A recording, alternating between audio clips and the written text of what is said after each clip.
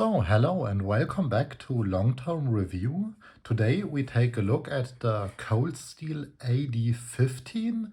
It's just an unboxing video to make up my mind if there will be even a long-term review on it. And to open it, I used the Daijo 37 gram, my personal carry knife, now for over 2 years. I already made a video about it, and we will see if it will be replaced by the Cold Steel AD-15 or not. I really love this knife, but I sometimes think about replacing it with a full-sized knife, so to speak. And this one here, we make it the only knife at the picture. There's nothing in it, no additional clip or something. And we will see this knife has a really unique opening mechanism. I'll just show it. It clicks in like this. It's the first time me using this.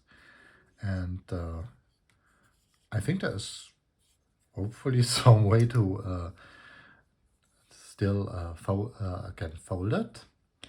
Yeah, it looks like you use this. It locks in, hopefully as safe as possible.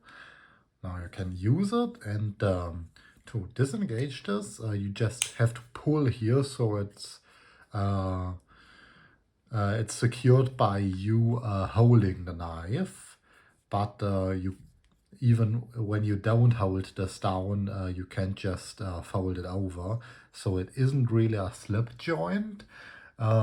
It's of course much safer to use this way. But if it would be a slip joint, one upside to this would be it would be more legal to carry in some European countries if you live there. And yeah, that's the knife. The G10 on the grip is pretty aggressive. Some people complained in regards to the Recon 1 that it's damaged their pockets. I think this could be the case with this one, but I have to try it out and maybe sand it a bit. But first impression, of course, cold steel quality. It looks sharp, it looks cool. It's S35 VN steel made in Taiwan. It's ambidextrous, and my main question is this operable one-handed? Is this practical? Because the reason I like this one is it's super fast to open and close. Yeah, I need to open this box, zack, and it's gone.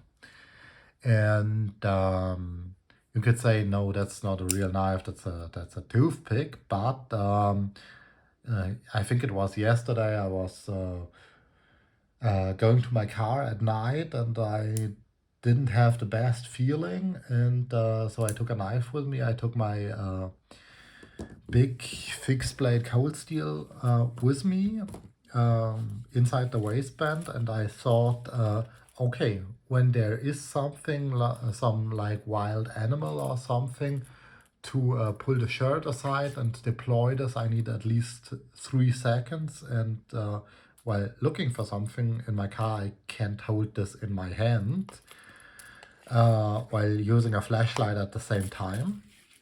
And reholstering it is a hassle. But for example, with this, yeah, I normally wear it like this inside the waistband with this pretty good pocket clip.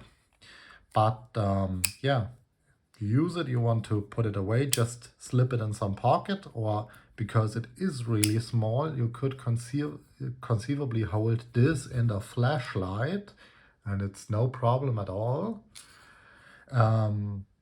This here is obviously some really different animal. Of course, you have to consider it's heavier. There is no deep carry clip with it. You had to consider, is there an aftermarket version that works with it? I ordered one, and we will have a look at it. One moment, please.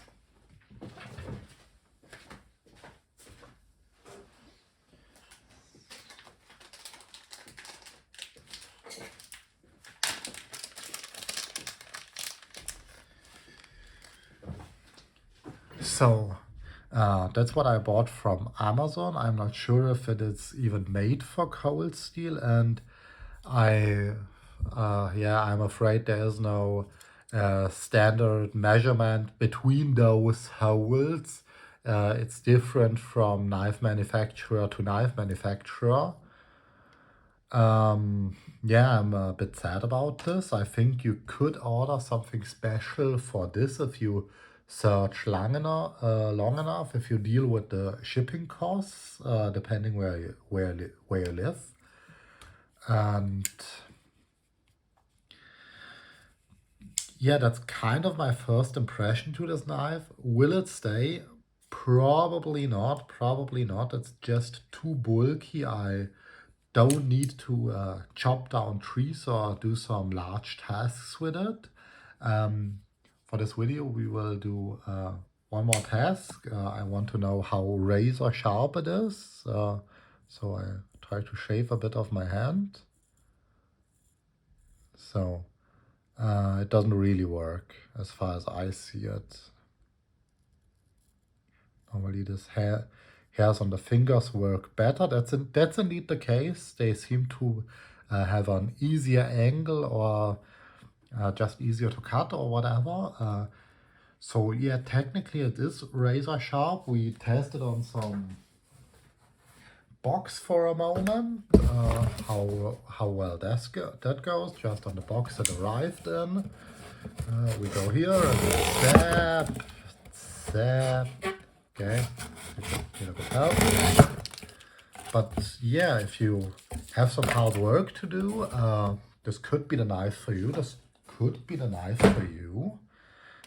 If you train a bit to open and close it one-handedly, if this mechanism has broken in a bit,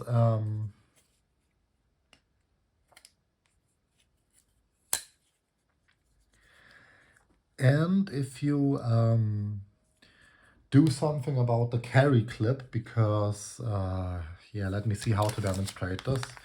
Let's say that's on my pants, this white plastic thing, and the background is my shirt. Then this is what sticks out. Of course, there would be some kind of belt over it, but that's what you see from the knife. And you have to decide if you want this, if it's even a problem for you that someone probably sees that you have a knife, or if you don't care. Depends a lot on your job or your jurisdiction, whatever.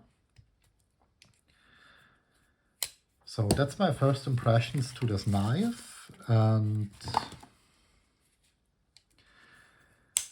I keep you up to date. The Recon 1, the Tanto version, should arrive very soon. Then there will be a video on this. I hope this will be with a additional deep carry clip than my real full-size knife that I will carry. But till then, I probably stick with the Daijo knife. It's just so elegant and is more. Okay, I discovered something. When you just hold this, pinch this outward, then you can open it really quick. And if you just hold this and give it a bit of a swing, you can close it very easily. I think that's what the manufacturer intended for this. So you have quick access to a knife, do whatever you need to do. Pull this, and by pulling this, it's more than it's also made sure that your fingers are not in this line. You have to really move up here, pull, give it a swing, lock it in, zap. I like this. I think that works pretty well.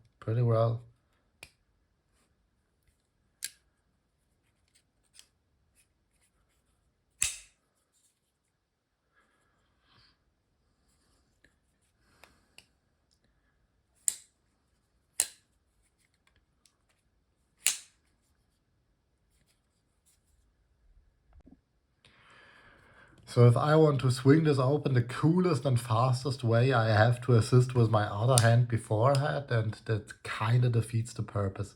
It would be way cooler if it would be easier to insert your fingers in this gap to open it,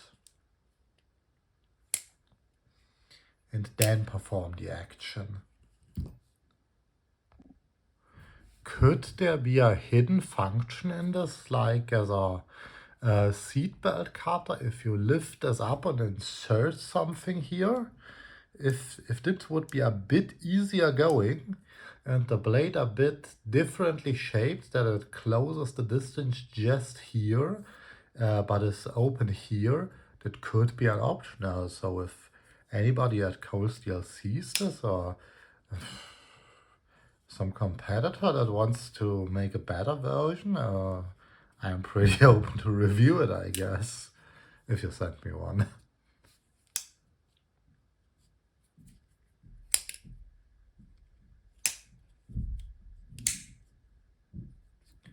What if this overstretches? What if I really whack it open?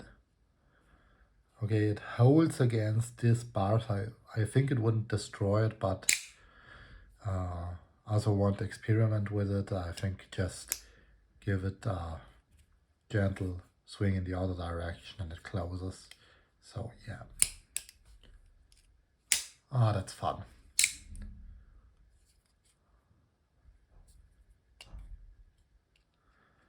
It has to be broken in, I think. Same spot as with the Recon 1 that I had when I closed it. Always this tip of the ring finger. Yeah, you have to be careful. Thankfully it doesn't bleed, but yeah, be careful with sharp knives. I thought it is locked in. Yeah, until you're sure that it's locked in, keep your hands out of the way of the blade, and yeah.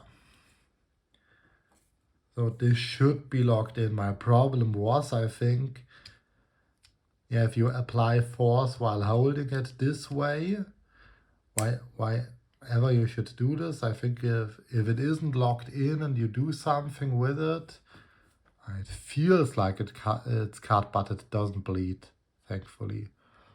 Oh my god. Oh my god. So yeah, keep in mind with a folder there are moving parts, and that's not always in your favor.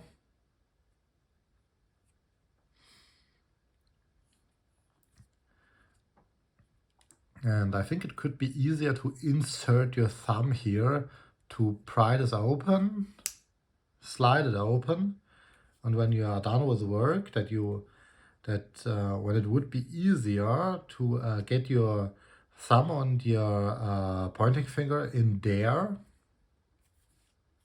to swing it closed again.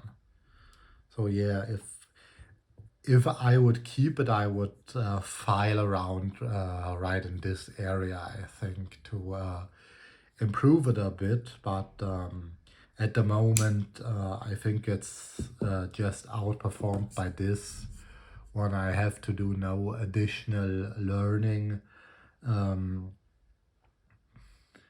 how to swing the very, very heavy blade of this. And here it's just this motion this is as heavy as a paper clip compared to this. And yeah, I stick with the Dejo, as I said.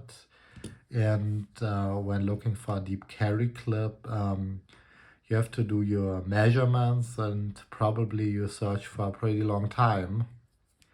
And it's a shame that Cold Steel doesn't already provide deep carry clips.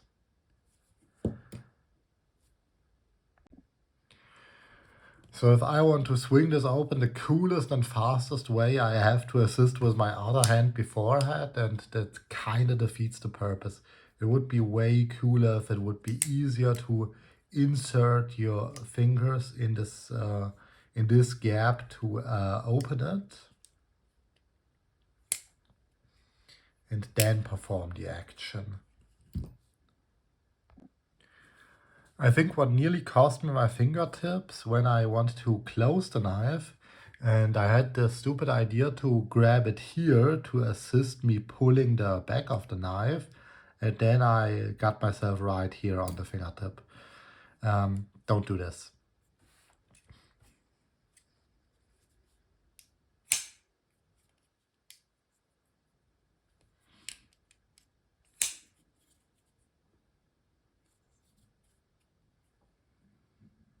If I want to close it, I have to.